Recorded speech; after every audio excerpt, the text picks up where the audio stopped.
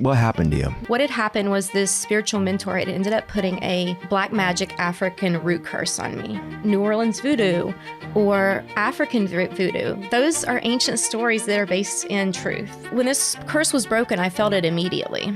And I was told that this lady would face a life or death situation in 6 months. Because of what she did to you? Yes, in the energetic world, if you put a curse on someone that's meant to kill them, it's boomerang energy if it's broken. How does someone get better energetic hygiene? You know, every day when Dr. Jess, it's been a minute. Like the last time we saw each other, was it Chicago? I think so. Yeah. Is that 18 or 19? Probably 18, yeah. It's forever. Yeah, but I feel like I've seen you since then online. Same. We keep in touch. We keep in touch peripherally, but yeah, it's not the same. That was pre-pandemic. We kind of spoke of the same autism events and chronic Lyme events. So how have you been? Let's catch up in front of millions of people. I've been really good lately, but I have to say the COVID years and they were wild for me. Like, I know I don't just speak alone when I say this, but I really went through the ringer. So you're catching me at a great time now. I've done a lot of healing. That's amazing. So it's tough to see that. So if I saw you at 18, 19, what people see on social media, newsflash for everybody, it's not everything, because people can choose to share or not. And like, you don't have to share everything on social media. It's not everybody's like right to have that access. So you went through some dark stuff. Yes. So I don't know a lot about it, but I want to hear about it. What have you been going through? It's wild. So I'm trying to think how far back to take this, but take it back. Okay. It's a story. It's a wild journey. And for those out there, you please be open-minded, because until you experience something like this personally in your life, it's really good to be objective. Yeah. So yeah, what they're going to hear is maybe some, what they would say, wild, but I want to have this conversation because I feel it's important to talk about things that people don't want to talk about. Yes. And there's so much emerging science and exploration and anecdotal information about energy medicine, and people talk about energy medicine and energy as a whole, and to try to demystify the woo in a way. Yes. But look, there's like good and healing in that, and there could be some really dark stuff too. That's right. What happened to you? Yeah. So, I have always been on a mission to be in the light and help people. I want to be a doctor of the people. I resonate with you very much, because I think you're the same. And sometimes shining your light really brightly can attract moths or parasites, if you will. And the way I was raised was very naive. I grew up in West Virginia. My dad was a preacher and a missionary. And I was taught that if you're a good girl, good things happen to you. So I came out guns blazing, when people weren't being authentic or truthful within the health industry, or, the people in power were lying to the people in general. I had a problem with it, and I would speak up. And sometimes that's not always good, especially if you don't understand how to protect yourself energetically. Mm-hmm. And I didn't. So for those out there who are listening, this is a pretty woo story. So this is the first time I've told it. Okay. Ever publicly. And when you said, I said, well, what are we going to talk about? Like, and what we can, and you told me, I'm like, let's talk about it. And you didn't think I would be. I was shocked. Okay. Why? Okay. Enough of the suspense now. So this started about 7 years ago when I was training in Gerson therapy. I met someone who came to do some Cure Leon photography there. And during that time, she saw, that captures your aura over your hand and actually extrapolates it to the rest of your body.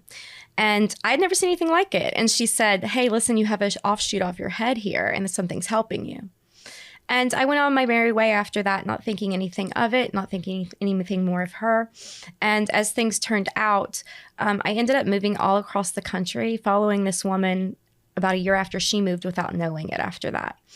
Later, I came to meet up with her, and I joined a spiritual course of hers, kind of to integrate, your higher self and your inner child and things like that.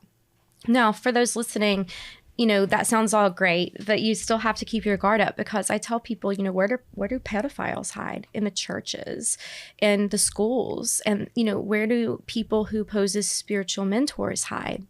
Within the spiritual groups. And that's what happened to me.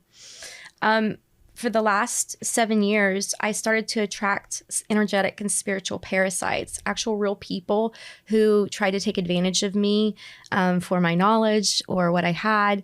And I couldn't figure out what I was doing wrong. This was in business, this was in romance, this was in my personal life, and it was really disconcerting. So what ended up happening was eventually at the very end of it, which was the last, this was ended about 1.5 years ago. So the last 3 years, I started to gain 30 pounds. I started to not be emotionally regulated. I would wake up crying, bawling my eyes out and down minerals and not be able to control my emotions. I felt like, is this menopause? Is this what this, am I going into early menopause and this what this feels like? I could not find answers, and it's really upsetting when you're a doctor and you should have the answer. So I ended up having asymmetry in my face. And it was because I was given an emotional traumatic brain injury, which I speak on now.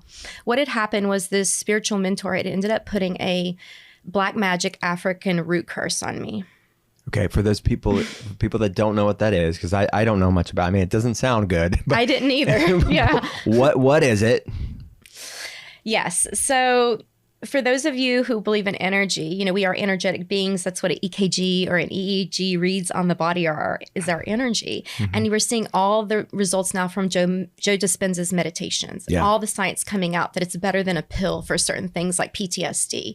The opposite is true. When someone knows how to spin energy and create a storm inside someone's energetic body. Mm-hmm. These are real. And the stories and the myths that we hear about, usually, New Orleans voodoo or African voodoo, those are ancient stories that are based in truth. Mm-hmm. And I urge people to do research on this, because I didn't understand what energetic hygiene was. I didn't understand how to protect myself. And I just was loud and proud about what I believed in and how to help the people. And I was targeted. Mm. And so it took a long time to figure this out. I actually ended up losing my dog over it. I ended up losing a relationship over it. And, I would run out of the house crying and my dog would be throwing up and seizing in the backyard, a completely healthy dog. She ended up dying of a choroid plexus brain tumor this past August. And I believe it was due to this curse because animals are our energetic protectors as well. And so, the craziest part of the story is a lovely energy worker found the curse who specialized in things like this. And this was my last ditch effort. You went to her, someone you knew, and said, hey, how did you asked, like, what's happening to me? I had a friend that I sent a voice text to bawling my eyes out one morning. And she said, this is not Jess. Something's wrong. Mm-hmm. And she ran an energy clinic with different energy workers who had different specialties. And she reached out to one of them on my behalf and said something is wrong. And when they checked in, they found it because this is something they specialized in. Mm-hmm. I'd had emotion code and body code and tapping, and I tried everything. I'd been to a brain clinic for a week and been diagnosed with a traumatic brain injury without a physical injury. Mm-hmm. So when this curse was broken, I felt it immediately. And I was told that this lady would face a life or death situation in 6 months. Because of what she did to you? Yes. In the energetic world, if you put a curse on someone that's meant to kill them, it's boomerang energy if it's broken. Wow. Because so all of this is like based in like ancient medicines, ancient energy medicines, right? So the energy worker, how did she find out that this was something that was oppressing you? Yeah, she said, my friend came back and texted me and said, hang tight. This is a black magic African root curse. This is serious. This has been on you a while. Like, your energetic body is torn apart. And it's going to take you a while to get over this. And, I had, a couple medical scares. I was actually at Joe Dispenza about 3 months after the curse was broken, trying to get my health back because I had just gotten labs and everything was in the red. My MCV was 106. My vitamin D was 10. My CRP was 8. Full of inflammation. My cholesterol panel showed inflammation as well. And what's that from? That's from being in flight or fight when your reticular activating system and limbic brain is spun out, caused a traumatic brain injury, and there's fear-induced memories there. And then that flight or fight ruined my labs. So that's why I talk about nervous system dysregulation so much. People have heard me talk about it, but they haven't heard what actually happened to me to cause this for me. Yeah. So, and then when we talk about in the podcast, but people just know this, like there's both physiological and psychological or physical and then mental, emotional, spiritual components to things that can dysregulate the body.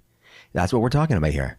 The spiritual, mental, emotional, spiritual side of it all. That's right. Okay. So how did she, like, what was her process, your friends, those energy workers process of finding out, yeah, this is very specific. This was a black magic, very specific curse. They can actually see inside your energetic body. Okay. I mean, I don't understand this because I don't have these talents, obviously. But what I understand is it's sort of like tuning into Netflix. How do you get that channel or that station on your TV? Yeah. It's a certain frequency that you tune into.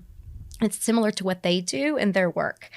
So they're able to see, if you will, something that is, I guess, ruining the symphony of hormones, neurotransmitters, and flow of the energetic, realms of the body, if you will. And so I don't know exactly what she saw. I can't give you details on that. Yeah. But she was very certain about what she saw. And how did you know who put it on you? Did you know already? I didn't. I did not. Actually, in fact, she didn't either. She said it was someone that was in my Wellness Plus membership. But what happened is I was friends with these people. So I ended up going back over to their house for dinner that evening and then came back home losing my mind again. And so it was very obvious what happened.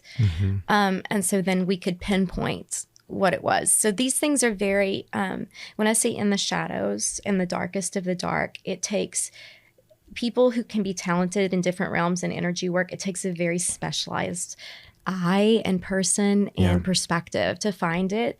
And, I wouldn't have believed all this if this lady hadn't passed away and what they said came true. And then I wasn't able to leave where I was living to move until she passed away. Okay, so the curse, how was the curse energetically broken? And you mentioned sort of she knew this boomerang effect would happen and she didn't know this lady at all, right? I mean, she had no idea, but she knew she would die within a few months. How detailed was it of specific brain cancer, or it was she would just die? Yeah, it was like cancer. They said cancer. They didn't say a specific kind, and that's what she passed away from. Wow. And it was literally probably 6.5 to 7 months when I heard that she would have cancer. And it was exactly, they told me 6 months I would hear. It was 6.5 to 7 months is when I heard about the diagnosis. Wow. So, I mean, these type of things, like, I wouldn't believe if it hadn't happened to me. I wouldn't even believe it if it happened to me, if there weren't these weird things that we call coincidences that I've said for years, I don't believe in coincidences. So if I'm not going to be a hypocrite, I have to pay attention to all the energetic signals I got. Right. And look, there's like medicine and healing. All this is medicine and healing. We talk about big pharma and like the dark side of medicine. And then there's people in functional medicine and healing the same way with energy healing, right? There's obviously people that you got healed through this, but there's some darkness. So, I mean, I guess something that's coming up like as the listener, like what would they want to know is like, okay, I heard energy medicine's good. Now I'm freaked out. I know. Like, why? I don't want to be attached to anything like that. Like, how does someone protect themselves, or do they avoid it entirely if this freaks them out? And, I want to respect everyone's belief systems here. There are some people listening who will say, give me a religious slant to this. There's some people who say spiritual is better. And I'm not going to take a stance either way here. I respect everyone's belief systems, and I think they all have merit. We can learn something from everyone. But for me, for example, I have to look at what ended up really helping me in the end. And it was an energy worker. That energy scared me too. It was terrifying. I felt like I was going to die. But, in the end, it was someone in the light in energy that actually ended up helping me.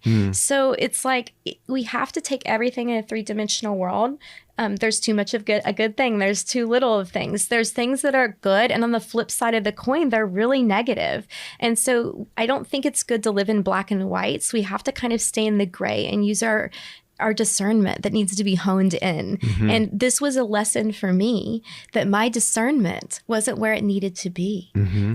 I needed to learn because ultimately, if you want to heal from all this, the ultimate way and path to healing is taking accountability, because 99% of things that happen to you are your own damn fault. They are. And so how can I take accountability to heal from this? I didn't have good energetic hygiene. I believed everything everyone told me.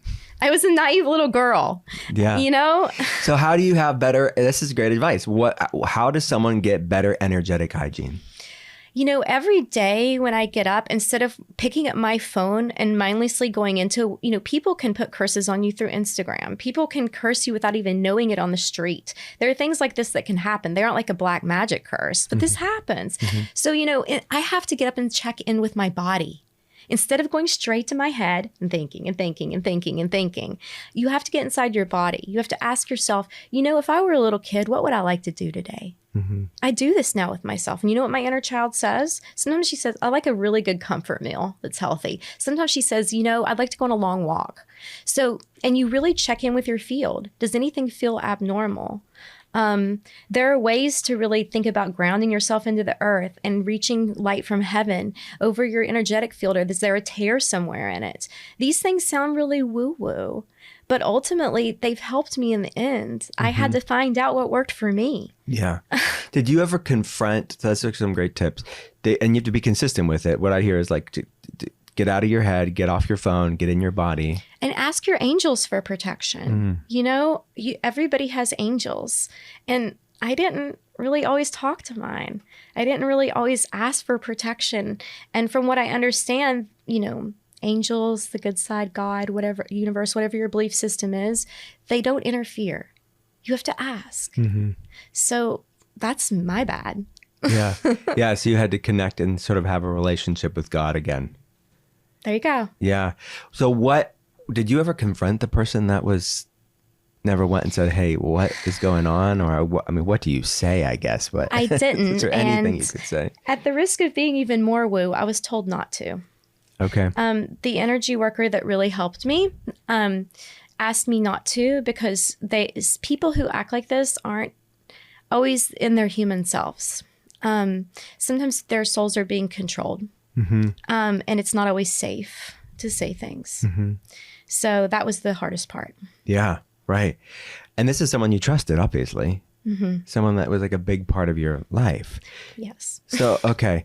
So, and then, look, this is for everybody that's like, okay, this is mind blowing. This is why we call the podcast The Art of Being Well, because we're covering the science and art of wellness. There's a bit of science and there's a bit of art to this, where there's the ineffable, right? The stuff that aren't really talked about by the hard science people, but I think are really important to talk about, because it does impact our reality. It impacts human health. Yes. For sure. I mean, I saw it in my physical labs.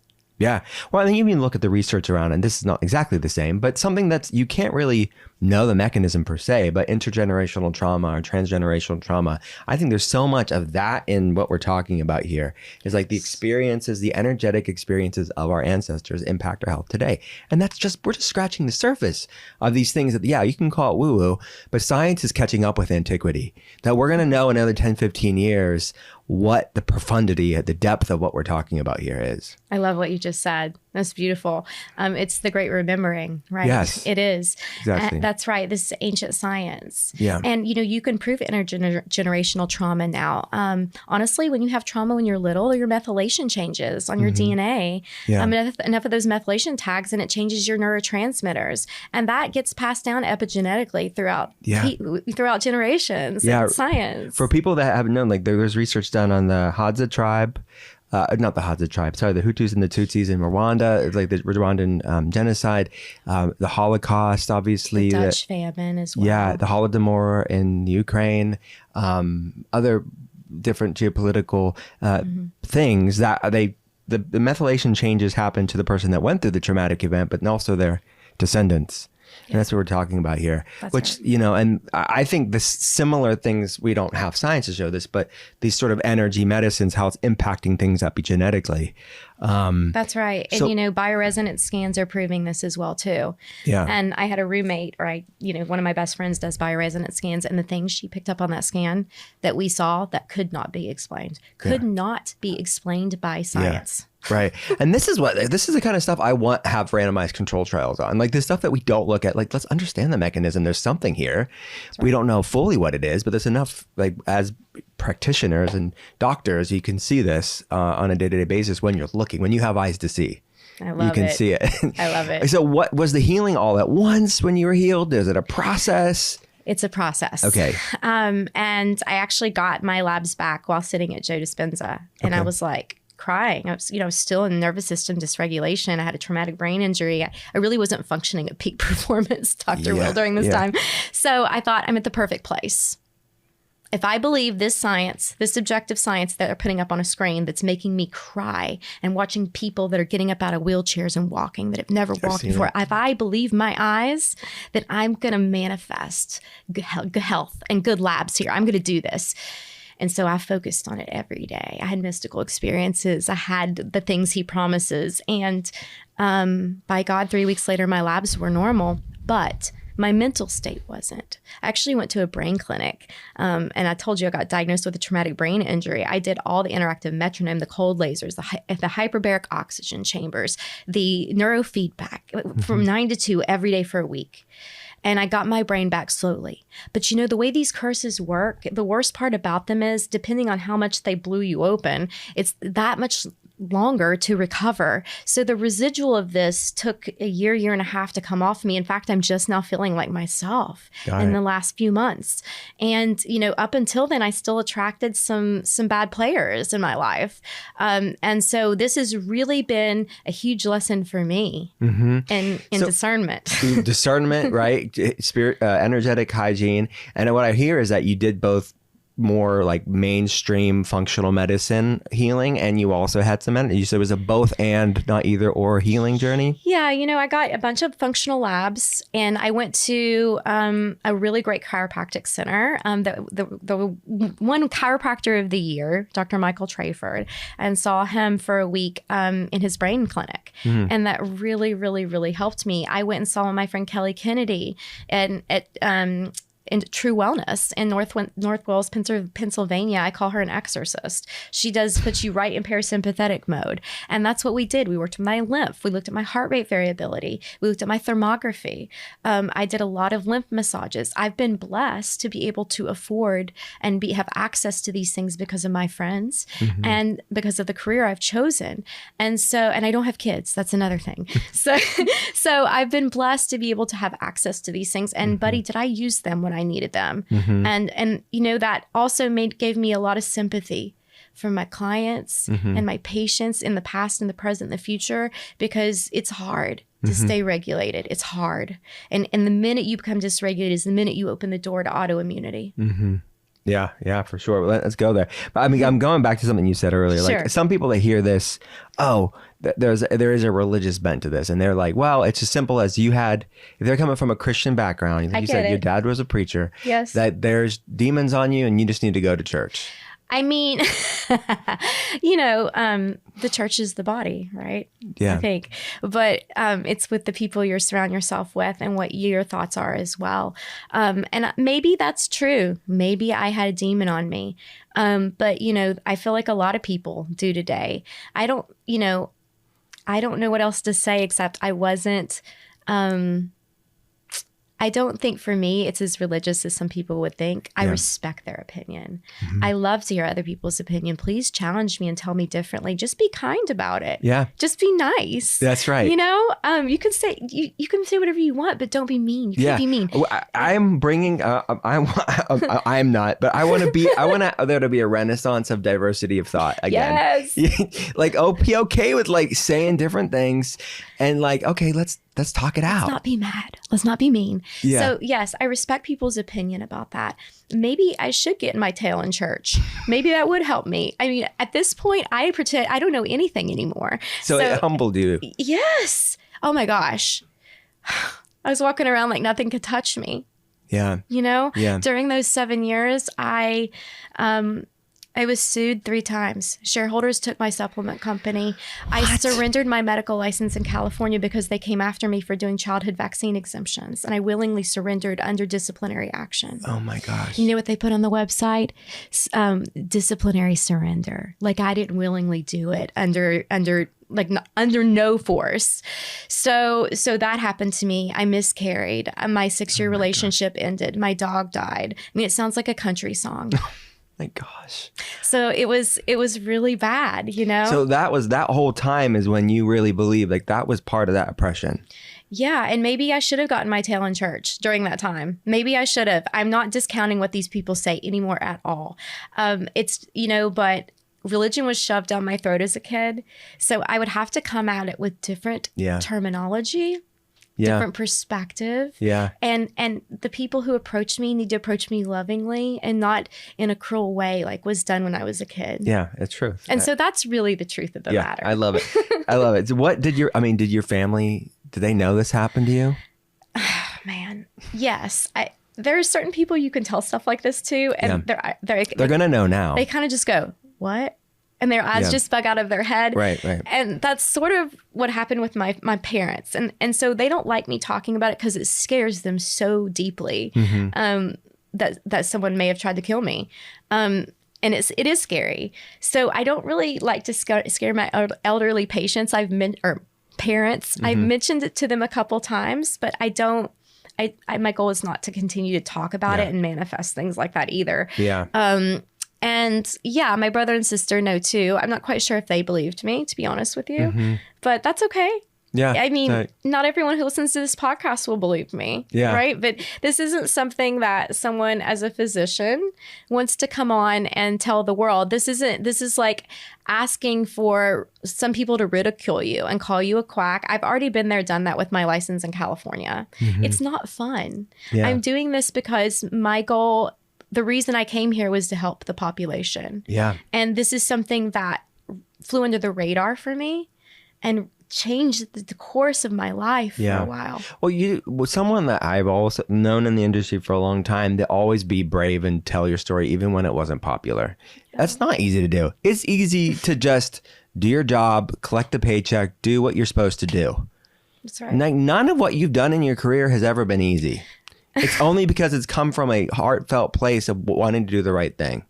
And like when Maya Angelou said, when you know better, you do better. And it's like we can think you're doing better, and you learn and you evolve and you pivot and you figure out. So that's part of being human. That's also part of diversity of thought, of changing your mind and being okay with it when you learn new things. So I mean, you're a hero of mine because this is the path that's difficult. And I'm talking about like everything that happened. Like what happened? I didn't know what happened in California. Like what happened? Oh yeah. So this is a wild story too. I've got a wild story. Yeah. So, in California, I was working at Nourish Medical Center, which is a wonderful place with a wonderful bunch of doctors who run it. And I was the only MD. They were all naturopathic doctors. I love MDs. I love chiros. They're my favorite people. They've taught me so much. So, while I was working there, I met Dr. Ilana Rumel, who's a pediatric naturopath, and her passion is with educating people on vaccines and, exemptions if children need them. And so under SB 276, 277 was the first one. Under SB 277, written by Dr. Richard Pan. Oh, yeah. You remember him? I remember that. Yeah. I was just getting out of California when that happened. He got paid millions to write that law. Yeah. And what it said was that kids have to have 4 reasons for exemption, like 4 family members who have an autoimmune disorder, anaphylaxis, neurologic disorders like seizures, things like that. And they had to pass this criteria. So Dr. Rumel and I followed this to a T. She saw the patients. I ended up seeing them after her, doing an exam and writing the exemption. We followed the law to a T. Well, what happened with SB 277 was they didn't have the budget to hire people to reprimand the doctors who were doing the exemptions. They published all the names of the unvaccinated children in San Diego Unified, and I think it was the San Diego Tribune or one of the papers there, with the doctors who gave the exemption. Wow. I mean, they had a mole in the San Diego Unified school system. And so 2 of my patients were in the San Diego Unified school system. And the Health and Human Services Department in California subpoenaed patients' medical records without their permission and opened them up under the guise of safety to check for the vaccine legitimacy. So when they subpoenaed the medical records from one of my patients, we didn't know who it was. We thought it was for a divorce case. So we willingly gave up all of the records to them without fighting. In lieu of not knowing, in ignorance. And they got me for minutia as well as hundreds of others. When SB 276 passed, they had their enforcement to go after us. And that's what happened. And they literally harassed a clinic that I worked for before Nourish. He was on his deathbed in Illinois, and they were sending subpoenas to his P.O. box in San Diego. So the Attorney General came after all of us. So I wrote a huge blog and published people's name in it and told everyone what they did. If anyone would like to read it on drjessmd.com. Yeah, we'll link that. Yeah. What's the name of the article? Why I willingly surrendered my hard-earned medical license in California. Okay. So after that, I was pretty much done with California. By the time the judgment came around 2021, I'd no longer lived in the state. I had already moved. And to not have your license revoked, you had to be working off the probation, 20 hours a week, I believe.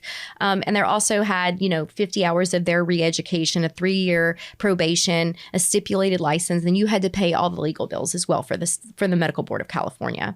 So I didn't want to do any of that. I was already out of state. They revoke it if you can't work anyway. So I willingly surrendered. And the judge who was the mediator on the phone said, you don't have to do this, right?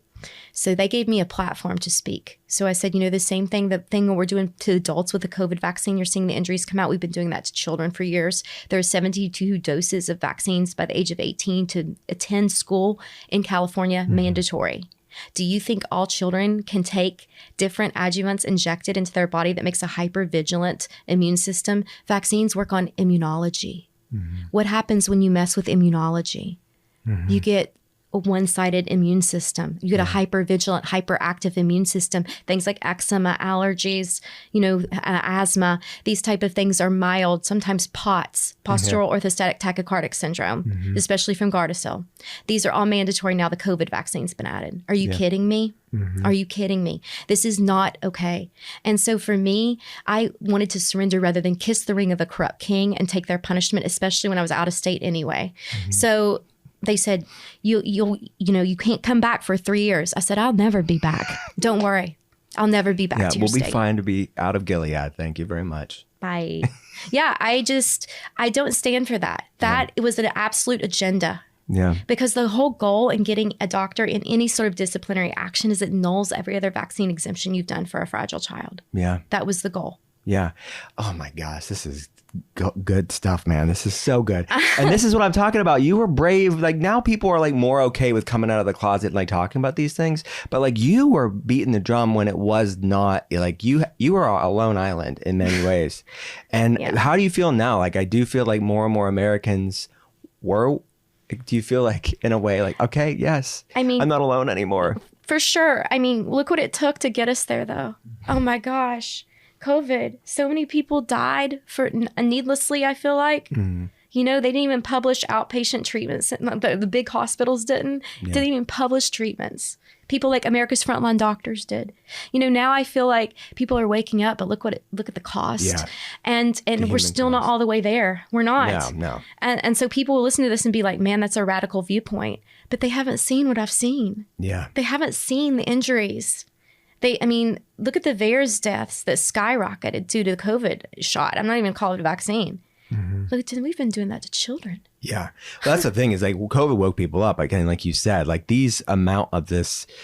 What I always find interesting is that like, okay, most Americans can get behind the fact that like they know Big Pharma created the opioid epidemic and Vioxx and all this stuff. They've been fined billions of dollars for illegal stuff and lying, but somehow had their come to Jesus moment around the one product they can't be sued for. Right. That's massive cognitive dissonance. They have done a great job at brainwashing people. Safe and effective. They spent $10 billion. Trust the science. That's the thing. If you trust the science, you're not a scientist. Trusting the scientist is rigorously studying and challenging the science. Yeah. Well, it's more akin to like a secular religion. And I always think it's like, it's more of like, well, if you look at what they did during the, the Inquisitions and like, don't ask, you'll be burnt at the stake. You're a witch. That's how they're treating people today. And I think if they could burn people at the stake, they would. Oh, I would have already been burned alive. So yeah, sadly. But you're right. I mean, for me, my word is all I have.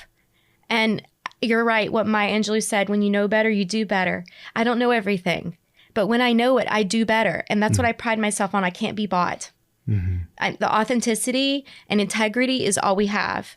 And so I don't want to have to look back and be like, man, I can't live with myself because I hurt people knowingly for money or greed or whatever it is. You do the right thing and that stuff comes as a secondary option for you. Yeah. So for me, it's like, I look back, there are people now that have apologized, not a lot to me. Definitely not the Medical Board of California, which is okay. Are you waiting for that? I don't hold my breath.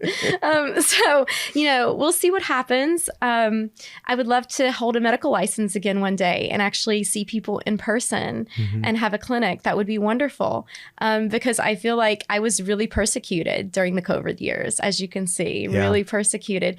But I wouldn't change what I did. I wouldn't. Well, I think that, to me, it's like time will tell, and like news is happening so fast. So I don't want to we will see. But like, has there people that lost their jobs for choosing not to get the vaccine? I feel like people that lost their licenses should be renewed.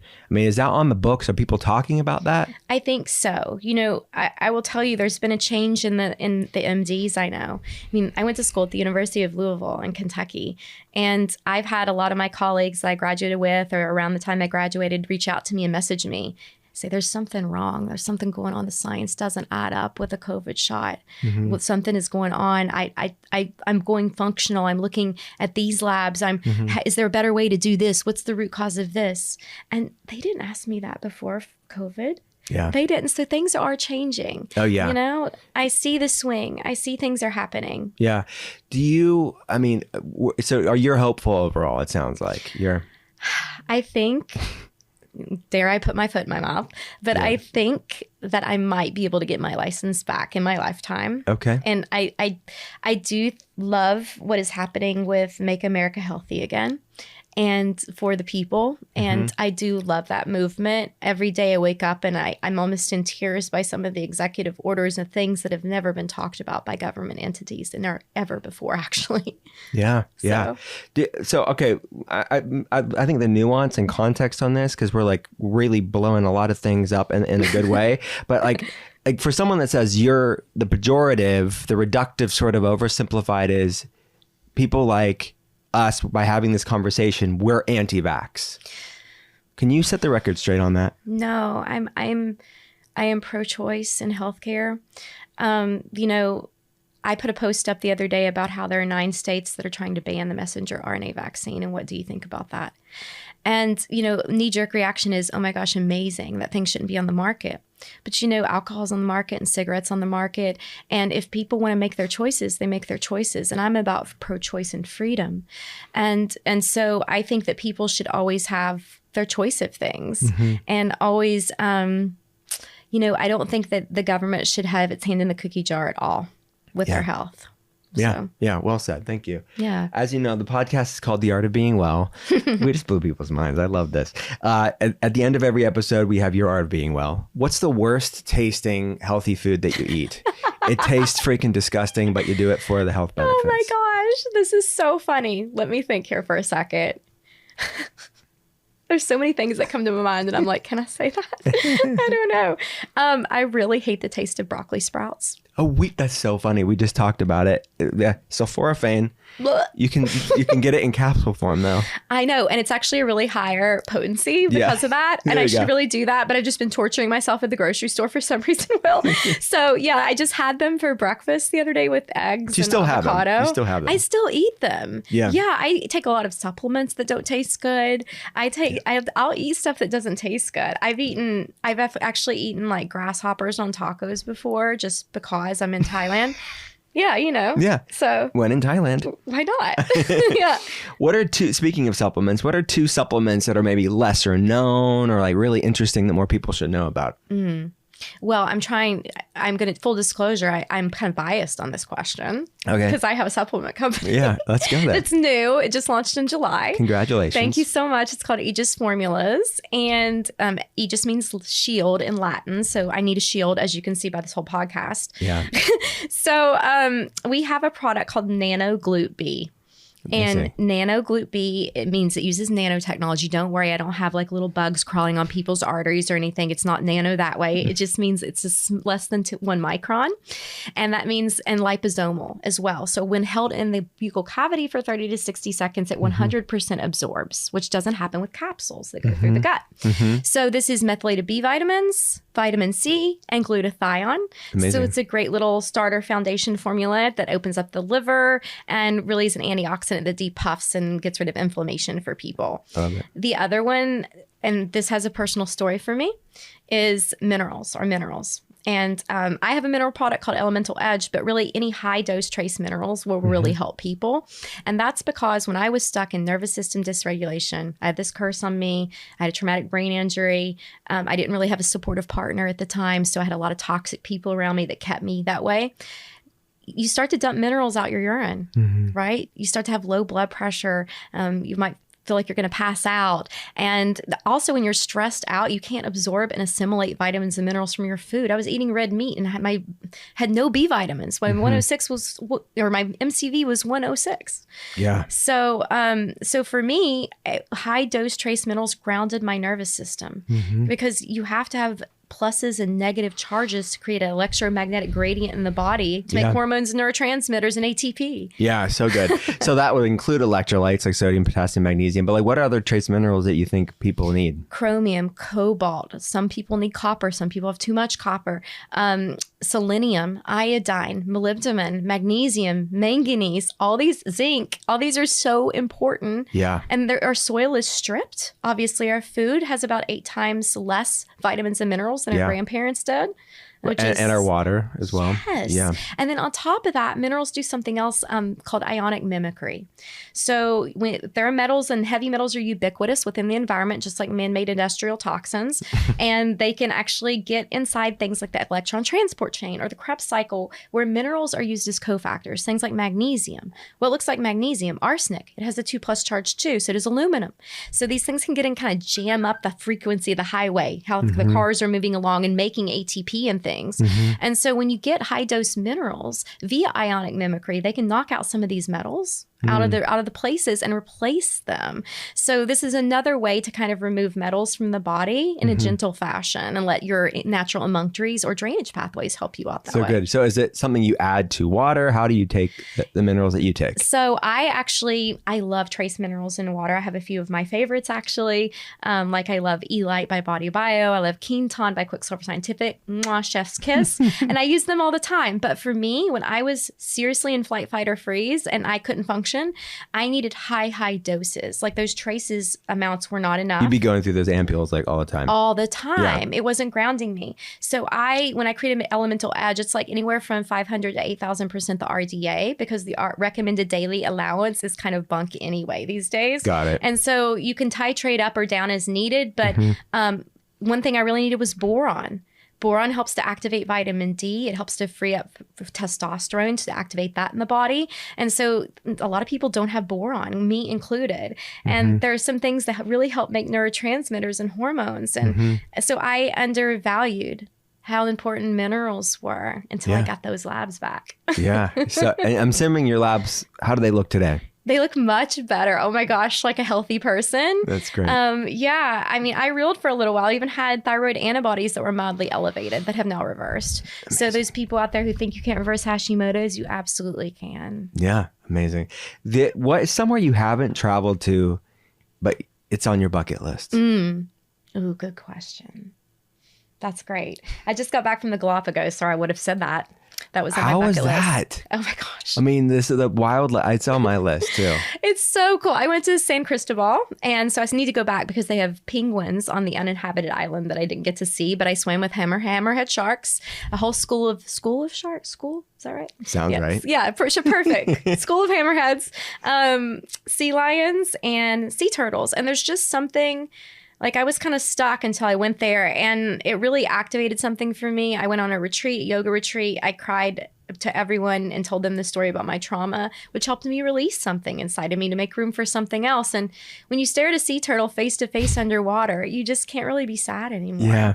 So it's got some Shinrin-yoku, some forest bathing, nature bathing. And I've written about the research out of Japan where they do ruikatsu, which is like tear seeking, like the catharsis of the metabolizing that stored trauma through crying. I love that, actually. That's kind of what happened. You just put it into words. Yeah. So what's on my bucket list now? I would say I really love Southeast Asia. I've been to Bali.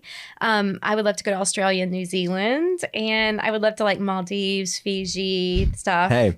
You know, Make one it happen. day. Make One it day. Make We'll it see. happen. What's your, do you eat out? Like, do you go out to restaurants? And if so, what is your favorite restaurant? And when you're there, what do you order? So I'm living in St. Pete, Florida now. And so I feel like I have to pick a place there. So there's a couple places and I do eat out, but I'm super picky about where I go. And I really try to cook at home, obviously, because seed oils. But there's this place in St. Pete called Sol, S-O-L Bistro. And they have grass-fed and finished beef. They have no gluten. They use tallow. I mean, it's like so good. And so the owner's super awake. And there's also another little place that a German lady owns that's organic called La Deja Vu. And she also sources organic. She has the best chai latte in town. So I really love stuff. I love teas. I love lattes. I love really good gluten-free restaurants that are just thoughtful with their sourcing. Yeah. So I also love True Food Kitchen if I'm in any city. We talked about that earlier. Yeah. Shout out to True Food. What do you get when you're at True Food Kitchen? I really love their turkey burger. It's really good. And then they have a couple pastas that I'll indulge in every now and then. Yeah. And then they have a lot of seasonal drinks and stuff on the menu and specials. So I'll go for some of those. I get the prickly pear tisane. Try that next time. So good. And then their matcha horchata. Treat. It's like my dessert. See, stuff like that. Sometimes I just like to drink my dessert. Same here. Shout out to the drinks at True Food Kitchen. That's right. I'm a mocktail girl too. So give me a good mocktail. What is a book that you've read in the past? And it doesn't matter any recent history that could be fiction or nonfiction, but just I'm getting like a running list for the Art of Being Well book club. What should I add to the list? Love that. Okay. Well, the audience probably will be surprised. I often read health books, and I'm writing my own book right now. But I will say I've read things that have kind of helped me personally lately. So one of them is Women Who Run with Wolves. I don't know if you can put that in the book club or not. Some people have said it before. I've not read it, but what's it about? Why do people love it so much? It's a collection of fables and ancient stories from different cultures that talk about how women's intuition is like to help the man. She's like his muse almost. And women have lost their intuition and their discernment over time because we've been taught to be the little good girl, to smile and look pretty and not ask questions and not cause trouble when our intuition may be screaming differently. And to stomp out that intuition is to stomp out a woman's fire and the running of the wolves. And so for me, I felt like I've been taught that in church and religion growing up. And excuse me, but she needed to be killed. I have long loved that aspect of my nativity like a little girl, but life has taught me that I did need to become wiser. And so that book is helping me through these ancient fables and stories that have been passed down throughout history that almost have a magic touch to them, I would say. Cool. Yeah. Great addition. We're running with the wolves, people. And then one more, The Rules. This is a book written in 1997. So they can talk about like pagers and phone lines and things. It's so funny. But anyway, it's written by these two ladies who are telling women how to get and keep a man. And they're like, as feminist as you may be, and as much as you hate to hear this, women, men are natural hunters. So if you approach a man and you hit on a man and you chase a man, that will be the dynamic, the entire relationship until he's bored. And so you have to really sit and be nice and not approach him and not act like you care. And it's basically giving ground rules for women. Until you're engaged, don't see him more than once or twice a week. Don't talk to him more than 10 minutes on the phone unless it's long distance. Always end the conversation first. Always drop his hand on the street first. And it's things like this that sound pretty harsh when I'm telling it like this, but it's not. It makes sense when they actually reason it all out to you and you understand the biologics of testosterone within a man and how they need to pursue you. And it's not about looks and it's not about weight. And it's not about anything other than you need to let them work for you because they love hunting so much. Why are you denying them something they love so much? Dr. Jess, this has been a dynamic conversation. I mean, what could irritate the world by any of this in the conversation? I'm sorry if I irritated you guys. I hope that you guys understand my. No, I'm just joking. Stance. I'm just joking. This is, if we're not having interesting conversations, why the world does not need another podcast, people. Truth. We want to have interesting conversations, and you did it. Thanks, my friend. Where do people go to learn all the things? Absolutely. So I always tell people there are hierarchies to working with me here. Okay. If you guys like social media, I'm big on Instagram. I can't keep up with my friend Dr. Will here. He's just doing so well. But I'm up there too. I do a lot of reels. I do a lot of free education. You do way more reels than I do. I look at you and I'm like, I don't have the energy to do the reels that Dr. Jess is doing, but anyways. I'm actually filming after this. So yeah, believe it or not. So, but yeah, I do have a lot of free information on there and my Wellness Plus page as well. I also have drjessmd.com where you can read about my license, a lot of other things on there like mold and Lyme. And then if you like memberships and we actually have an uncensored community forum. It's built from scratch. I have all kinds of protocols from breast implant illness to mold to drainage on there. And that's Wellness Plus. That's wellnessplus.com.